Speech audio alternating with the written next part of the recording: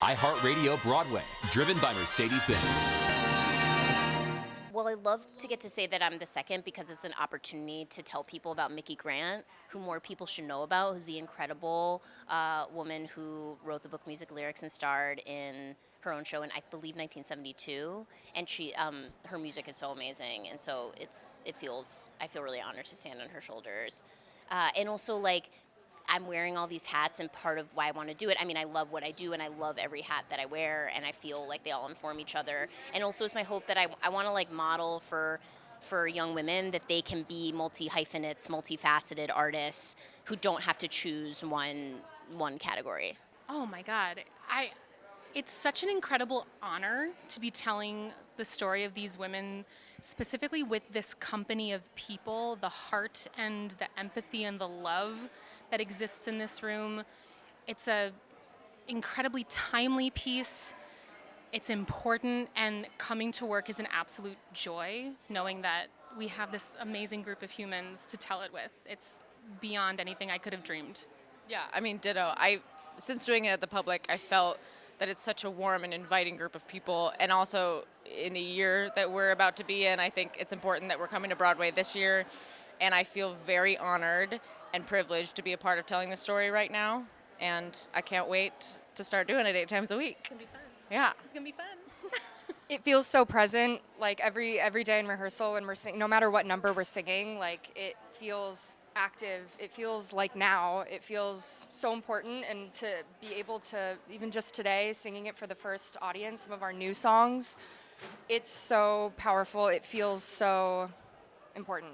It's thrilling. I think Shayna has written a show that feels like it's taking place today. Like, our characters are funny and they're silly and they have boy issues. Like, they are our friends. Like, they feel like our friends. Yeah. They feel like contemporary women. So I hope our audiences come to the show knowing that they're going to see people that they relate with. Well, you know, I gotta say, when I was growing up, there was a paragraph, maybe 2 paragraphs in the history books that I was learning stuff in middle school and high school. And when I got involved in this project, I started to feel very angry that I didn't know all of this history, because it's spectacularly important and fascinating history. And I think Shayna's big hope for this piece is that it will make people realize they got to know this history. It's great. And the fact that she's managed to do it in a really engaging and entertaining way is phenomenal. I agree, right. It's about history, but it's not historical. We get to kind of get into the hearts and minds of the women who are running this movement, and they ran it in different ways. So there's some conflict, there's deep friendships that are formed. It's really, really beautiful piece. And just as Emily said so brilliantly, it's also entertaining. Obviously, you're getting the history, and that's fun, but it's not just a history lesson. It's not dry. It's not It is dry. not dry at all. It's sexy and funny for It's sure. really sexy and cool. You know, Grace McLean is a force of nature. And so I'm obsessed with watching her work, watching her sort through her storytelling, and I feel like it makes me rise to the occasion to figure out my own process of doing, joining you on this journey. We do a lot of eye contact. We really try to really receive each other. I think it's been a lot of fun. Yeah, absolutely. Yeah. It's really nice to have a buddy in this world, especially as one of the few men in this world about the women's suffrage movement. It can be kind of isolating, you know, especially once I resign, I leave him because he's on the wrong side of history. Spoiler. Sorry, but I just want my power. Well, you need to listen to people and change your mind. We're gonna talking. I didn't hear. Okay. So we have a ton of fun. We do. The first step is getting to know Shayna's voice as an artist. This cast, a lot of them have been with the show for a long time, so they get to know the ins and outs of the details, and then it's figuring out what arrangement-wise needs to grow. I've collaborated with Shayna on the vocal and incidental arrangements, and then how do we take that forward into having more musicians with us? What are the priorities into the theater, and how do we make sure the message of the show is coming through at every artistic level? It's both rewarding and challenging to do all the jobs that I'm doing. And it's, I've spent so many days and years like banging my head against the wall alone in a room, which can be agonizing. But what's really rewarding is like, it's mine. Like I own it. It's mine. It's up to me. I make the call. Like it is my document. It is my score. And like that ownership is so worth it. Shockingly, as like, God, I guess I can kind of compare this to Sweeney Todd.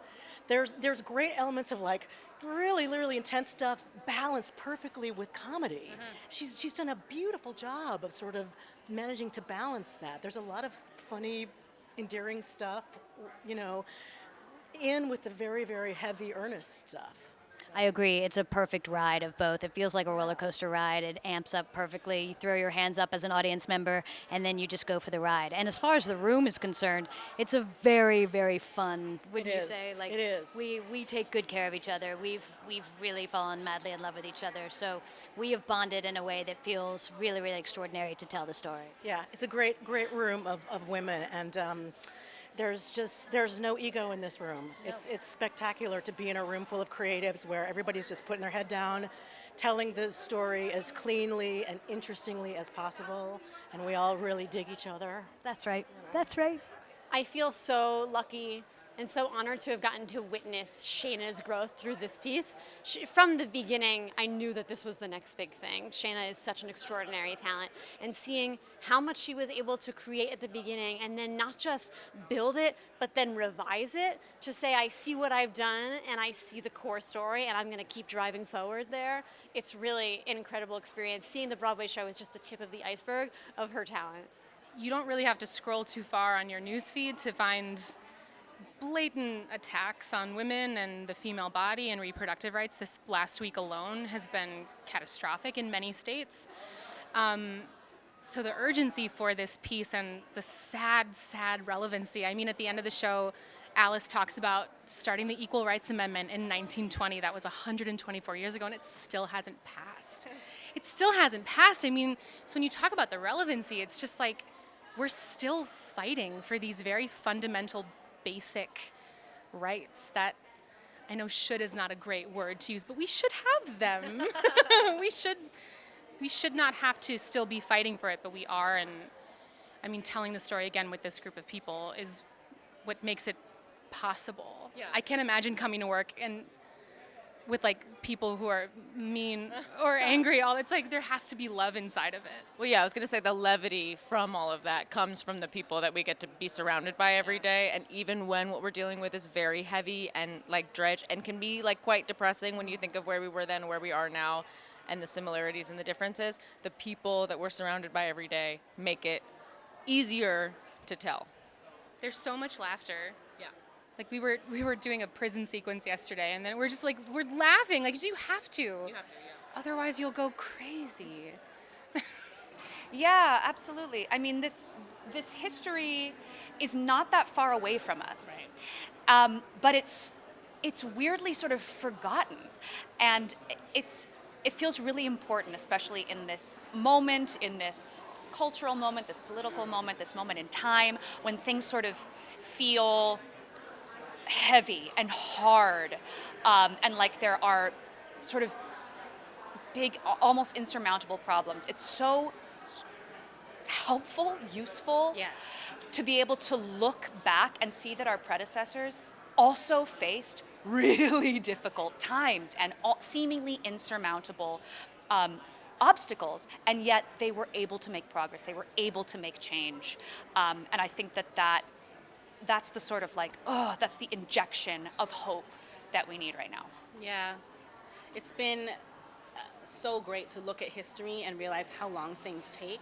I think that change takes a lot of organizing. It takes a lot of planning, and oftentimes we think, the protest didn't work and we're talking about a 2-week event, but we look at this history and we see how long these women stood in front of the White House, how long they pushed to desegregate a march. It takes a long time, and I think that sort of humbles me as I do work today, because the history is far, but the problems we faced are not far. The problems we face are still right here, and sometimes through my screen and being busy and running to the train, I get an immediate gratification and need to get things done right away. history, and just to remind myself and to, seek out the organizers currently today that are doing the work and see that it takes so long to take brick by brick off of the walls to break down and find some justice in the world. It takes a long time. So that's been really helpful for me because I feel like now I can step forward with some clarity on the sustainability you need and the self-care you need to be able to do this work.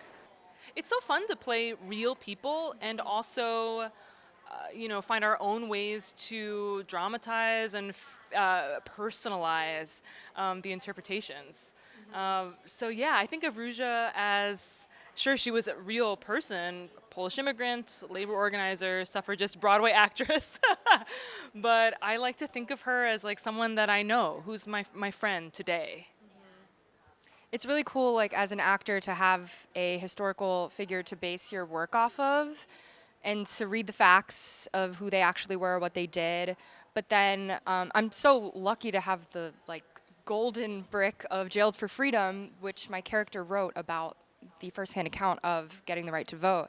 And her POV and the way that she talks and describes about her feelings and the feelings of her friends and the other suffragists during this fight, the way that I can kind of learn from her and put that into my own art and into my own activism and the way that I see the world, it's just so beautiful. I'm so lucky to have that book. Jeez. I hope that every person who comes to see this show who is not registered to vote either registers in the theater or goes home and registers and understands, even if they are registered, that their vote matters, their voice matters. Even in local elections that you think don't mean anything, it means everything. Use your voice. You have one. Use it. The line that keeps going on and on in my head is, the world can be changed. We've done it before. And that whole, I love the new finale that Shane has written. I think it's so inciting. And the fact that that's what the audience is left with at the end is I think can really bring about a lot of change. And I'm very excited to see what everyone who gets to see this show walks away and does with that information. I think people are feeling really scared and anxious right now in this election year. So many of these fights for equality and justice, whether it be reproductive freedom, racial justice, the list goes on, feel so cyclical and man, we are still doing this. Just the setbacks, one piece of progress and then 1,000 steps back. And so I'm hoping that when people come to the show, they can be reminded that we have done hard things before, and we've been able to make real progress in those fights. And actually, even though it feels like nothing has changed, a lot has changed. When I think about all the freedoms that I enjoy as a woman in 2024, even though they're getting rolled back, but still, the whole life I lead would have been unthinkable to the women 100 years ago, to be financially independent, or to have a marriage that feels equal, to get to pursue the arts as my profession. All these things that I kind of take for granted, they're only because of the fights won by my ancestors.